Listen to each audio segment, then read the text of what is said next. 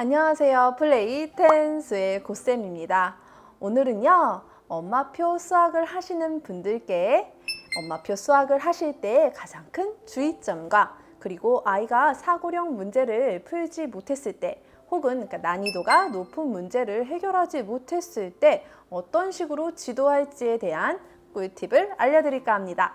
지금 알려드릴 이 방법은요, 중고등학교 때까지 쭉 가져가야 할 방식입니다. 지금 이런 식으로 활동을 하지 않으면요, 아이에게 사고력 문제를 푸는 능력이 저하될 수 있거든요. 그러니까 이번 영상 끝까지 시청해주세요. 오늘 알려드릴 엄마표 수학의 주의할 점 첫 번째입니다. 이것은 자녀에게 화내지 않기입니다. 사실 지금 온라인 개학을 하고 지금 여름방학이 되었지만 처음부터 쭉 방학이었던 것만 같은 느낌이 있죠. 정말 많이 힘드실 건데요. 저 또한 정말 아이가 학교 한두 번밖에 안 나가고 저도 온라인 강의 계속 찍어서 올려야 하고 그러다 보니까 정말 정신없고 힘들어서 아이와 이렇게 함께 엄마표 수학을 할 때 저 자신도 모르게 이렇게 화가 날 수 있는데요. 사실 화를 내면 정말 절대 안 돼요. 아이와 화나는 순간 수학이라는 그 과목이 그냥 그저 싫어질 수 있거든요. 즉 공부 정서가 굉장히 나빠질 수 있어요. 그래서 아이와 함께 수학을 할 때는요, 우리 부모님들 달콤한 거 많이 드시고 좋아하시는 거 많이 드신 뒤에 그 행복한 감정을 가지고 아이를 지도해 주시면 되겠습니다. 사실 저도 인간인지라 저희 딸아이를 가르칠 때 사실 절대 화가 안 날 줄 알았어요. 저는 웬만하면 이렇게 수학 문제 모르거나 이걸 잘 이해 못한다고 그래서 화가 난 적이 없거든요. 그런데 저희 딸아이를 가르칠 때는 제가 딸아이에 대한 이 정도까지는 했을 때 이해했을 거라는 그 기대감이 있었나 봐요. 그래서 저도 모르게 이렇게 화가 막 올라오더라고요. 그래서 인간인지라 아이에게 화를 아예 안 낼 수는 없겠지만 이런 생각을 가지고 나서 아이와 함께 수업을 하면요, 정말 큰 화는 막을 수 있거든요. 그렇기 때문에 절대 화내지 않는다. 아이에게 공부 정서를 나빠지지 않게 하기 위해서 수학이라는 과목이 싫어지지 않게 하기 위해서 뭐 하지 않는다. 화내지 않는다가 포인트입니다. 자, 그리고 나서 두 번째 팁이 있습니다. 아이가 모르는 문제가 나와서 우리 부모님들이 설명해 주실 때 그때 절대 답지에 대한 해결 과정을 설명해 주시면 안 됩니다. 그게 무슨 말이냐고요? 우리 아이를 이 해결 방안을 먼저 보고 그냥 설명해 주시면요, 아이가 이 문제를 풀어내는데 해결하는 능력이 떨어져요. 즉 사고할 수 있는 능력을 저하시키는 거죠. 그래서 우선 답지를 먼저 학부모님들께서 보시고요.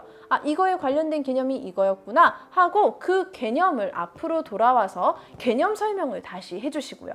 그래서 이 개념을 통해서 다시 이 문제를 풀 수 있도록 지도해 주셔야 됩니다. 답을 그냥 바로 설명하면요, 절대 생각하는 힘을 기를 수가 없어요. 자, 초등학교 때 단순적으로 문제를 그냥 많이 풀고 문제에 대한 기계적인 공부를 하게 되면요, 초등학교 때 정말 굉장히 수학 공부 잘하고 이랬던 아이가요, 중학교 초반까지도 상관없어요. 근데 중3 가서 무너지고요. 또 중학교 때도 그냥 기계적인 암기 이런 식으로 해서 문제를 그냥 풀었던 아이는요, 고등학교 가서 확 무너지게 됩니다. 자, 그렇기 때문에 우리가 이렇게 틀린 문제가 나왔을 때 처음부터 해결 방안을 제시해 주시는 것은 잘못된 방법입니다. 자, 이 관련된 개념을 먼저 설명해 주고 다시 한번 아이가 이 개념을 통해서 문제를 해결할 수 있도록 도와주시면 되겠습니다. 독해력이 조금 부족한 친구는요, 그 문제에 대한 설명을 부모님께서 해주셔도 좋아요. 아직은 초등학교 저학년 친구들은요, 이렇게 편차가 좀 있거든요.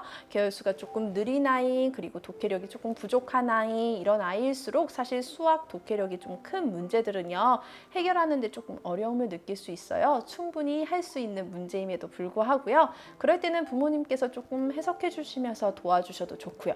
자, 답안에 있는 해결 과정을 바로 설명해 주신 않는다입니다. 자, 그래도 우리 아이가 만약에 모른다라고 했을 때는요, 자, 그날은 이 문제에 대한 해결 과정을 알려주지 않으셔도 좋습니다. 자, 그러면 우리 오늘은 여기까지 설명해 볼까? 우리 그냥 개념만 다시 한번 확인해 볼까? 하고요. 다음날 아이에게 한 번 더 개념을 설명해 준 뒤 이 문제를 다시 보게 합니다. 다음 날 보면요, 이 문제를 또 다른 방향으로 볼 수 있는 시각이 생기거든요. 그럼 또 아이가 풀어낼 수 있는 힘이 있는 아이도 있어요. 정말 신기하게 다음 날 되니까 되게 쉽게 문제를 푸는 거예요. 제 아이가요. 자, 제 아이뿐만 아니라 제가 다른 아이들을 지도할 때도 이런 아이들이 굉장히 많이 보여요. 자, 그만큼 이날 보았던 내 수학 문제를 막 보면서 이쪽에만 계속 신경 쓰느라 다른 부분이 보이지 않았던 거죠. 그래서 다음날 보면 정말 새롭게 눈에 바로 보이는 거예요. 그래서 문제를 해결하는 친구들도 굉장히 많습니다. 자, 근데 다음 날이 되어도 우리 아이가 이 문제를 모른다 싶으시면요, 이제 해결 과정을 아이에게 알려주셔도 좋습니다. 알려주실 때 이 개념이 여기에 이렇게 쓰인 거야 하면서 그 과정을 알려주시면 되겠습니다. 자, 그러면 이 과정을 알려주고 나서 여기서 끝! 우리 아이가 다 알아들은 것 같아서 끝 하시면 안 됩니다. 자, 이렇게 끝하고 우리 아이에게 다시 풀어봐 하면 아이 풀어요. 자, 풀지 못하는 아이도 있지만 푸는 아이들도 있어요. 자, 그러면 그날은 소용이 없어요. 우리 아이가 완벽하게 이해했는지 알 수가 없습니다. 자, 그러면 이렇게 다 설명하고 나서 아이도 한번 다시 풀어보고 난 뒤에는요, 다음날 이 문제를 또 풀어보게 합니다. 자, 그러면요, 못 푸는 아이들이 나오게 됩니다. 자, 그러면 또 완벽한 개념 이해를 하지 못한 거겠죠. 그러면 다시 설명이 들어가야 하겠습니다.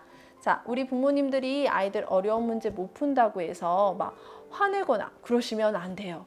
자, 지금 우리 초등학교 문제집에 있는 문제집들 중에 조금 굉장히 어려운 난이도에 있는 문제집도 있습니다. 그 문제를 못 푼다고 해서 우리 아이가 이것도 못 풀면 나중에 어떡하려고 그래 그러시면 안 돼요. 지금 그 나이 때 그 문제를 모를 수도 있어요. 하지만 개념을 굉장히 차근차근 밟아가고 그리고 구체적 조작 활동을 통한 활동을 되게 차근차근 해서 수학을 생각하는 힘을 기르면요, 나중에 충분히 좋은 결과로 나올 수 있답니다.